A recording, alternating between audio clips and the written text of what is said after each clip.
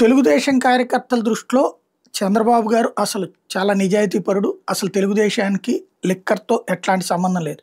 ఇప్పుడు బెల్ట్ షాపులు పెడుతున్న కిందోళ్ళ తప్పే, వైన్ షాపులు పర్మిట్ రూములు పెడుతున్న కిందోళ్ళ తప్పే, బార్లలో దుర్వినియోగం జరిగిన అది కిందోళ్ళ తప్పే. అది ఎక్సైజ్ శాఖ సిబ్బంది ఆయన్ని తప్పుదోవ పట్టిస్తున్నారు తప్పించి, ఆయనైతే నిజాయితీపరుడు, ఆయనకి ఎట్లాంటి తప్పు లేదు అనినే నమ్ముతారు.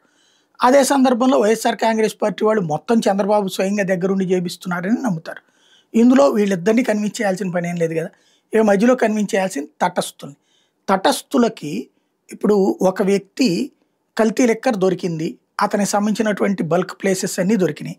ఆ దొరికిన తర్వాత అతను తెలుగుదేశం పార్టీకి సంబంధించిన ఎమ్మెల్యేగానే కంటెస్ట్ చేసినటువంటి జయచంద్రారెడ్డి, అతని అనుచరుడైనటువంటి లేదా అతని సహచరుడైనటువంటి జనార్దన్ రావు, వీళ్ళిద్దరిని అరెస్ట్ చేయాలని వీళ్ళిద్దరిని సస్పెండ్ చేశారు పార్టీ నుంచి. ఆ తర్వాత వీళ్ళిద్దరూ విదేశాలు సౌత్ ఆఫ్రికాకు పోయారు. అక్కడి నుంచి అబ్బాయి మాకే సంబంధం లేదు, ఇదంతా కుట్ర అని స్టేట్మెంట్లు వీడియోలు ప్రొజెక్ట్ చేసుకుంటూ వచ్చారు. వచ్చాక చెప్తామన్నారు. ఆ వచ్చిన మనిషి రాగానే ఎయిర్పోర్ట్లోనే అరెస్ట్ అయిపోయాడు, లాయర్ సమక్షంలోనే అరెస్ట్ అయిపోయాడు.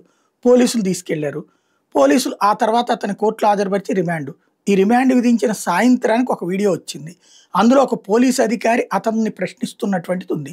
అతను ఎర్రరే, అసలు నేను చాలా మంచోడిని, అనవసరంగా నా చేత జోగి రమేష్ ఇదంతా చేయించాడు, 3 కోట్ల రూపాయలు ఇస్తాననేటప్పటికీ నేను తెలుగుదేశాన్ని దెబ్బతీయడానికి, తెలుగుదేశం ప్రభుత్వాన్ని దెబ్బతీయడానికి కుట్ర చేశాను, తెలుగుదేశం ప్రభుత్వాన్ని దెబ్బతీయడం కోసం ఇట్లాంటి కుట్ర చేద్దామని నన్ను కల్తీ మద్యం తయారు చేయమని ఎప్పటి నుంచినో చెప్పి ఆ ప్రభుత్వం అధికారంలో వచ్చినప్పటి నుంచి తయారు చేపిస్తున్నాడు జోగి రమేష్. అట్లా తీసుకొచ్చిన వాటిని నేను ఇక్కడ పెట్టాను. ఇది అతను ఇచ్చినటువంటి స్టేట్మెంటు. దీన్ని నమ్ముతారా జనం? తటస్థులు నమ్ముతారా? అది అతను కస్టడీలోకి రాకముందు ఆ స్టేట్మెంట్ ఇచ్చి ఉంటే నమ్ముతారు. కస్టడీలోకి వచ్చాక పోలీసులు ప్రశ్నిస్తున్నప్పుడు ఇచ్చిన స్టేట్మెంట్ అది పోలీసులు కోర్టులో సబ్మిట్ చేయాల్సింది, బయట సబ్మిట్ చేసినప్పుడే జరిగిపోయింది. ఇప్పుడు చంద్రబాబు గారు చెప్పారు, లోకేష్ గారు చెప్పారు, పల్లా శ్రీనివాస్ గారు చెప్పారు, అచ్చెన్నాయుడు గారు మాట్లాడారు, నాదెళ్ల మనోహర్ గారు మాట్లాడారు, వీళ్ళందరూ మాట్లాడేశారు. కాబట్టి కల్తీ లిక్కర్ అప్పట్లోనే జరిగింది, ఆ లిక్కర్కి కారణంగానే ఇప్పుడు కూడా జరిగింది, అదంతా జోగి రమేష్ అని చెప్తే నమ్మారు అంటే వాళ్ళని మేధావులు అనాలో మేధావులు అనాలో ప్రజలు డిసైడ్ చేసుకుంటారు.